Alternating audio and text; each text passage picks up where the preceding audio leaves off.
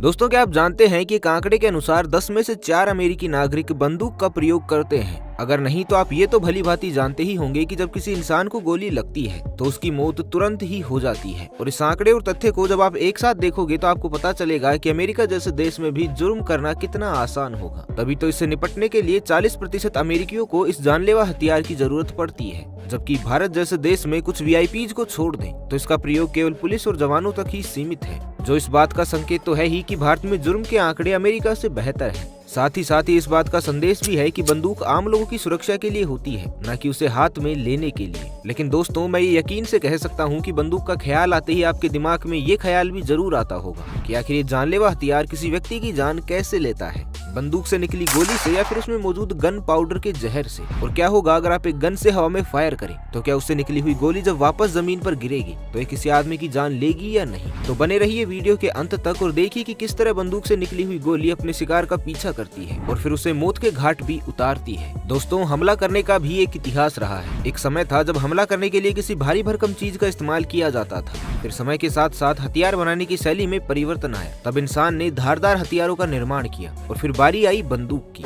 जब इंसान के मन में ये चेतना जागी कि क्यों ना अपने दुश्मन को उसके करीब जाने से पहले ही खत्म कर दिया जाए और खुद की जान जाने का खतरा भी टल जाए। इस तरह 10वीं सदी में इस जानलेवा हथियार का जन्म हुआ, जो आज 21वीं शताब्दी में कितना एडवांस रूप ले चुका है ये बताने की तो शायद जरूरत भी नहीं है। पलक झपकने में भले ही देरी हो जाए, लेकिन गोली शरीर के पार होने में बिल्कुल भी देर नहीं करती। वहीं निशाना चूकने का तो सवाल ही नहीं है, क्योंकि निशाने की अधिक दूरी भी आजकल की बंदूकों के लिए कोई मायने नहीं रखती। लेकिन बात करें अगर बंदूक के मैकेनिज्म की, तो एक साधारण बंदूक हो या फिर कोई एडवांस हथियार, इनके काम करने का तरीका एक ही होता है। और जिस तरह आपको भी यही लग रहा होगा कि किसी व्यक्ति की मौत सिर्फ इसलिए हो जाती है क्योंकि बंदूक से निकलने वाली गोली की स्पीड बहुत तेज होती है, तो ऐसा बिल्कुल भी नहीं है। क्योंकि असल में जिस गोली को आप गोली या फिर बुलेट समझते हैं वो एक कार्ट्रिज यानी कारतूस होता है, जबकि बुलेट इसके अगले हिस्से को कहते हैं। और बुलेट के पीछे का समूचा हिस्सा बुलेट केस कहलाता है। वहीं बुलेट केस, जिसे साधारण भाषा में लोग खोका भी कहते हैं, इसी खोखे के अंदर गन पाउडर यानी कि बारूद भरा होता है, जिसे एक पिन पॉइंट की मदद से कारतूस में सील कर दिया जाता है। आपको बता दूं कि ये पिन पॉइंट ही गोली का वो अहम हिस्सा होता है, जिसके कारण एक गोली बंदूक से बाहर निकल पाती है। और वो कुछ इस तरह से कि जैसे ही बंदूक के अंदर इस पिन पॉइंट, जिसे प्राइमर भी कहा जाता है, इस पर प्रहार होता है, तो इसका नतीजा ये होता है कि गोली तेज रफ्तार के साथ बंदूक से निकलती है और फिर निशाने पर जा पहुंचती है। इसकी बनावट और आकार के बाद बात करें अगर इसके काम करने के तरीके की, तो ये कहना बिल्कुल भी गलत नहीं होगा कि बंदूक की एक गोली एक मिसाइल या फिर रॉकेट के समान ही काम करती है, और इसे मिनी रॉकेट भी कहा जा सकता है। क्योंकि जिस तरह एक रॉकेट का अगला हिस्सा निशाने के लिए और समूचा पिछला हिस्सा केवल ईंधन को ढोने के लिए होता है, ठीक उसी तरह का मैकेनिज्म गोली में भी फॉलो किया जाता है। तो जैसा कि आपने थोड़ी देर पहले ही जाना था कि गोली का सबसे पिछला हिस्सा प्राइमर जैसे ही बंदूक में लगी स्प्रिंग का धक्का पाता है, तो ये प्राइमर खोखे में मौजूद बारूद में एक जोरदार विस्फोट पैदा कर देता है। इस विस्फोट से बना तनाव इतना ज्यादा होता है कि खोखे की दीवारें इसे झेल ही नहीं पाती और ये तनाव आगे की ओर बढ़ जाता है, जिसके बाद सारा का सारा तनाव गोली के अगले हिस्से यानी कि बुलेट पर पड़ता है। इसी बीच बुलेट केस इतना गर्म भी हो जाता है कि उसका आकार फैल जाता है, जिसके चलते बुलेट पर इसकी पकड़ भी कमजोर हो जाती है और जो तनाव गन पाउडर की वजह से उत्पन्न हुआ था उसके प्रभाव में आकर बुलेट तेजी से बाहर निकलती है और सीधा निशाने पर जाकर लगती है। तो दोस्तों, उम्मीद है कि आपको ये तो समझ आ ही गया होगा कि एक बुलेट को मिनी रॉकेट क्यों कहा जाता है। क्योंकि जिस तरह न्यूटन के द्वारा दिए गए तीसरे गति के नियम के आधार पर रॉकेट में आग लगाने से ऊपर की ओर उठता है, ठीक उसी तरह बंदूक की गोली भी अपने पिछले हिस्से में जबरदस्त तनाव पाकर आगे की ओर बढ़ती है। तो अब समय है ये जवाब ढूंढने का कि आखिर गोली लगने से किसी की मौत क्यों हो जाती है। तो जैसा कि अभी आपने ये जाना कि बंदूक की गोली में किसी भी तरह के जहर का इस्तेमाल नहीं किया जाता है और बुलेट के अंदर अगर कोई चीज होती है तो वो है सिर्फ इसकी 800 मीटर प्रति सेकंड की रफ्तार। तो होता कुछ यूं है कि जब इतने फोर्स के साथ बुलेट किसी भी शरीर से टकराती है तो शरीर में मौजूद कोई भी हिस्सा ऐसा नहीं होता जो इसे या फिर इसकी रफ्तार को रोक पाए, बल्कि इसकी चोट पड़ते ही वो हिस्सा पूरी तरह से क्षतिग्रस्त हो जाता है और बुलेट शरीर के अंदर प्रवेश कर जाती है। इवन कुछ केसेज में तो ये शरीर को भी पार कर जाती है। अब क्योंकि बुलेट द्वारा शरीर का वो आंतरिक हिस्सा पहले ही क्षतिग्रस्त हो जाता है, इसके चलते उस हिस्से में ब्लड का सर्कुलेशन भी बंद हो जाता है और तो और उस हिस्से में मौजूद सारा का सारा खून शरीर के बाहर भी निकलने लगता है। यही कारण होता है कि जब शरीर से भारी मात्रा में खून निकल जाता है तो फिर वो व्यक्ति या तो मौके पर ही मर जाता है या फिर तुरंत इलाज न मिल पाने के अभाव में। क्योंकि कई बार ऐसा भी होता है जब यही तेज रफ्तार बुलेट शरीर की मांसपेशियों में ना घुसकर वहां मौजूद हड्डियों से टकराती है, तो ऐसे केसेस में लोगों की जान भी बच जाती है।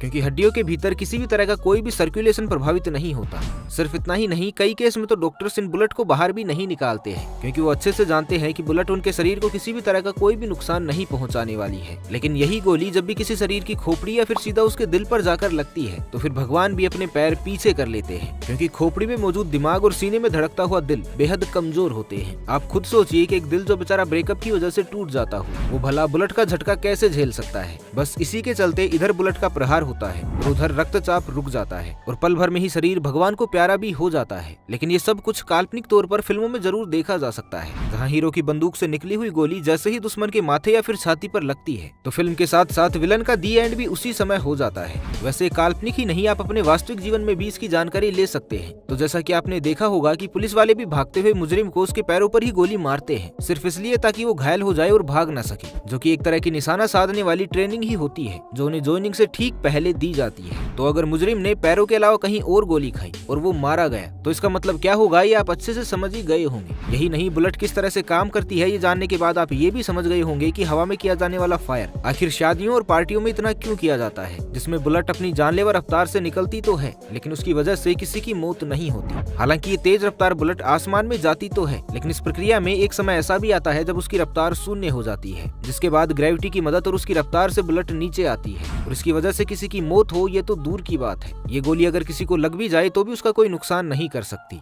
लेकिन इसमें भी एक शर्त है और वो ये कि हवा में किया गया फायर किसी भी अन्य ठोस चीज से न टकराए, क्योंकि अगर ऐसा होता है तो फिर वो बुलेट टकराकर कहीं भी जा सकती है और किसी को भी लग सकती है, क्योंकि अभी उसकी स्पीड कम नहीं हुई है। जिसके बाद क्या होता है, इसके कई प्रमाण वायरल वीडियोस के रूप में इंटरनेट पर मौजूद है। तो भाई हमारी तो यही सलाह है कि शादियों में ऐसे शो ऑफ करने वाले लोगों से थोड़ा दूर रहिएगा, क्योंकि क्या पता कब बुलेट अपना रास्ता चेंज कर ले। तो दोस्तों, देखा आपने कि किस तरह एक बुलेट का जन्म होता है और फिर ये बंदूक से निकलकर क्या क्या करती है। तो उम्मीद है कि आपको ये वीडियो पसंद आई होगी। तो बस आज के लिए इतना ही, मिलते हैं एक नए वीडियो में। तब तक के लिए खुश रहें, मस्त रहें, हंसते रहें। भगवान करे आप सभी का दिन शुभ हो।